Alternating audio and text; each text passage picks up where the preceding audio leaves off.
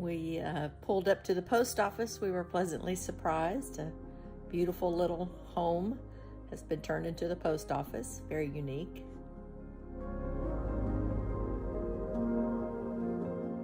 We have a favorite place that we always go to when we go there, and that is the meat market.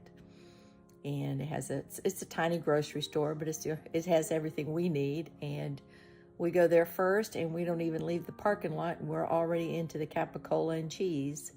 It's become a tradition now because it is so delicious compared to everywhere else in the country.